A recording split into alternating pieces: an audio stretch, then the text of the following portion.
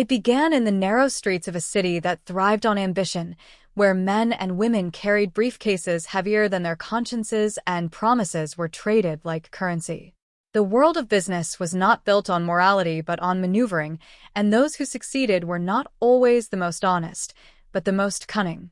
Some cheats were old, their origins buried in the dusty ledgers of history, while others were as new as the blinking cursor on a digital screen.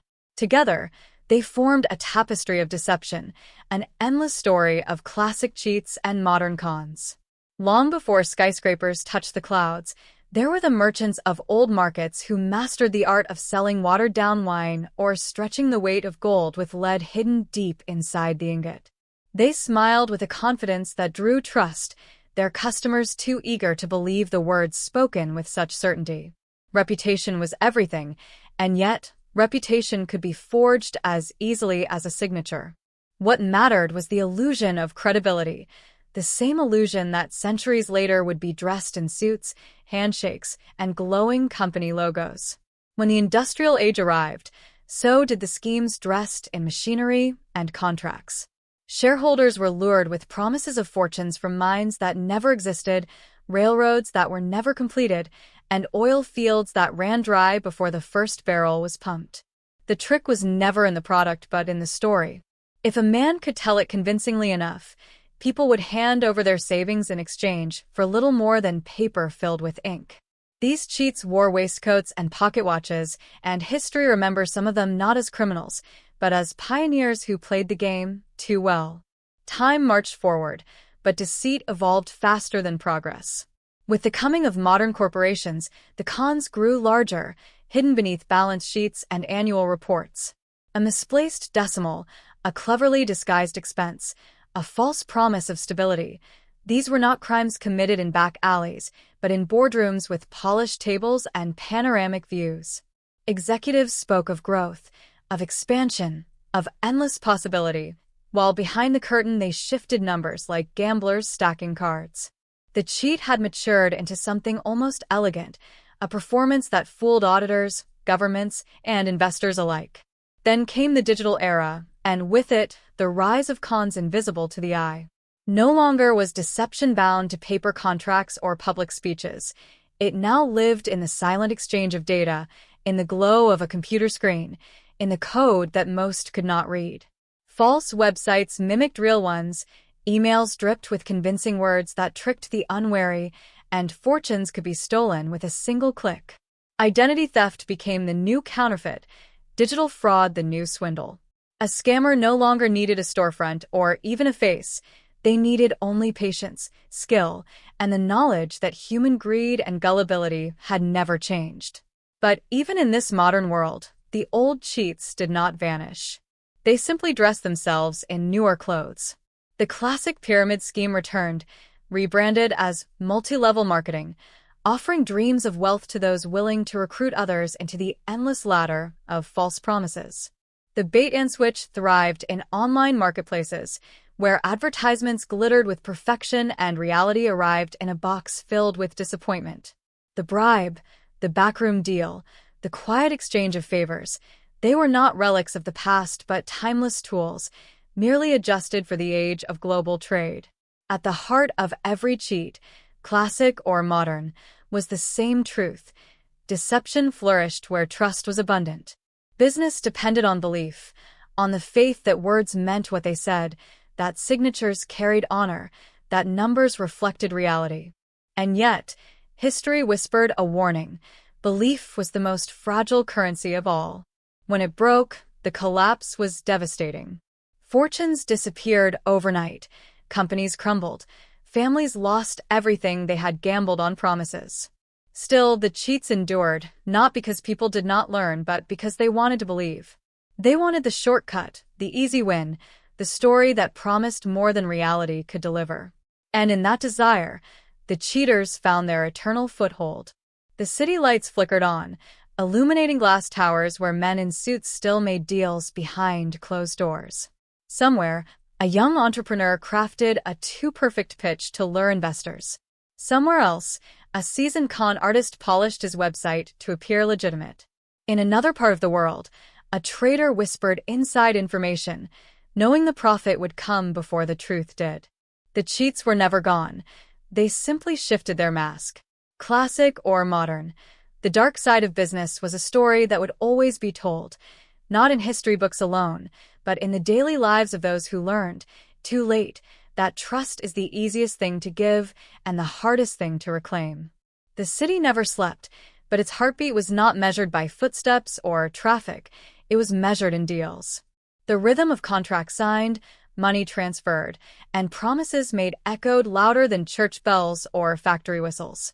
Yet for every honest agreement struck in daylight, there was another one, hidden in shadow, bent by greed and sharpened by deceit.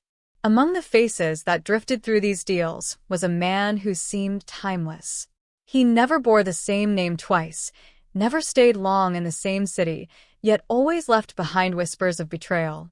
In the old markets, he had been the merchant who stretched the weight of gold. In the industrial boom, he became the investor who sold stakes in railroads that were little more than lines on a map. As decades passed, he changed again and again, but the game remained the same, a master of illusions thriving in the hunger of others. When the stock markets rose in the early 20th century, he was there, dressed in pinstripes, speaking with charm that drew in those who feared missing out. He promised them wealth beyond measure, and for a while, they believed. His words were as intoxicating as champagne, and the crowd drank greedily until the bubbles burst, leaving them with nothing but regret.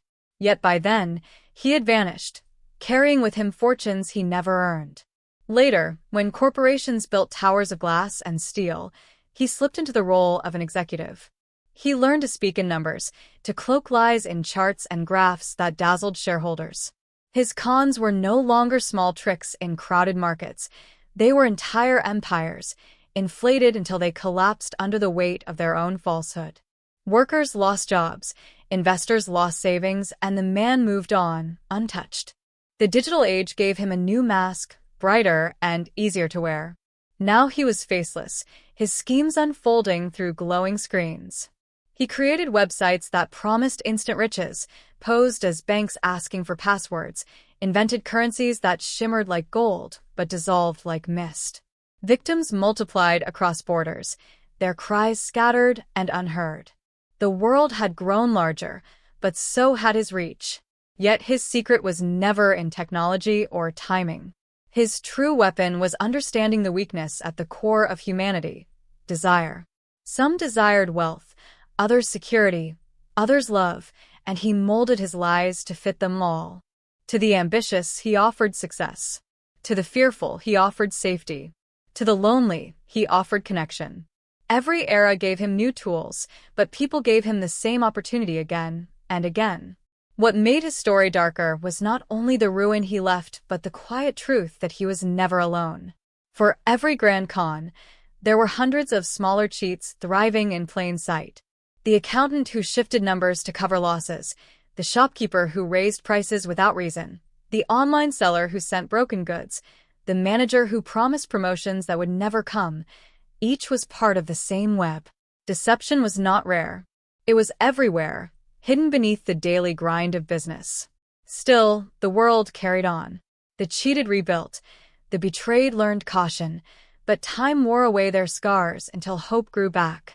And when hope returned, so did trust, fragile and tempting, ready once more to be broken. The cycle was endless, and the man without a name, whether merchant, executive, or anonymous user behind a screen, would always return to play his part. The city's towers gleamed, their windows reflecting the night sky, but behind those windows deals were being struck, some honest, some poisoned. The dark side of business was not confined to history. It breathed in the present and would thrive in the future. For as long as people believed in the dream of something greater, there would always be those who twisted that dream into their own gain. And in the shadows, the man who had lived 100 lives, who had mastered 1,000 cheats, smiled as he prepared his next mask, his next story, his next con. The stage was eternal, the players ever-changing, but the performance never ended. The man with 1,000 faces slipped through centuries as easily as shadows slip across walls.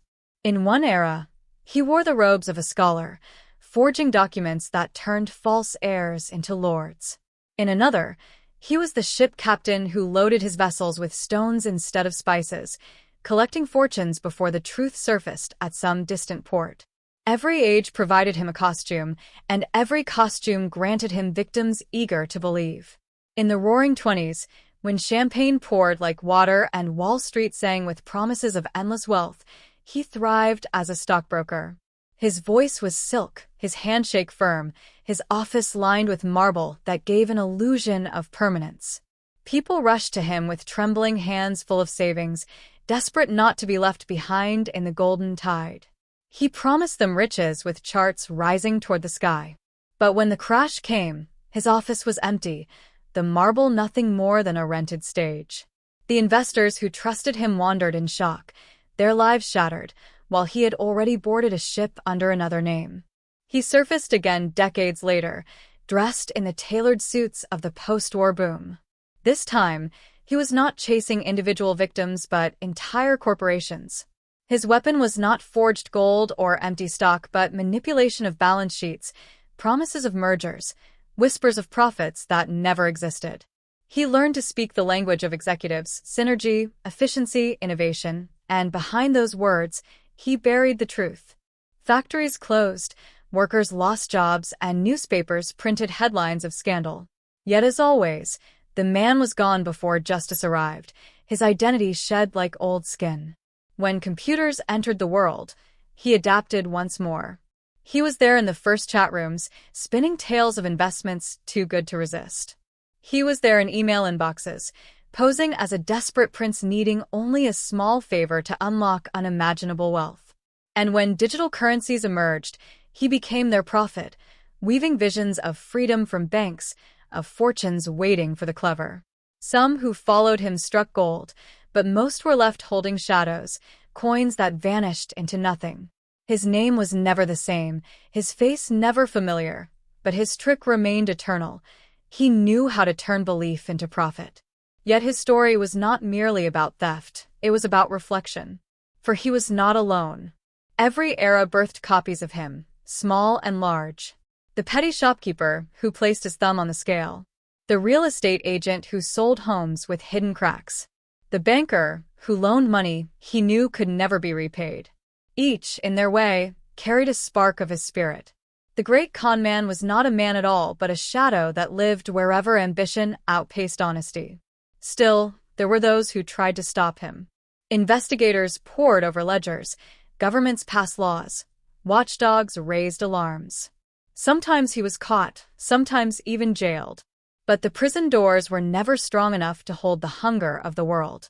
The moment he was unmasked, another mask waited. The moment his scheme collapsed, another idea shimmered, ready to be sold. And so the cycle continued. Cities changed, technology advanced, currencies evolved from gold to paper to digital code, but the dark side of business endured, timeless and patient. The man with no name moved quietly through it all, always waiting for the next chance, the next believer, the next dreamer too eager to see only what he wanted to see. On the skyline, towers glittered like jewels, their windows glowing against the night. Inside, contracts were signed, emails sent, hands shaken, passwords typed. Somewhere in that labyrinth of commerce, he was there, smiling with a confidence that had outlived centuries. For as long as men and women believed in shortcuts to greatness, the con man would never die. He would adapt, he would evolve, and he would win because the greatest cheat was not his deception, but the hope that made people blind to it.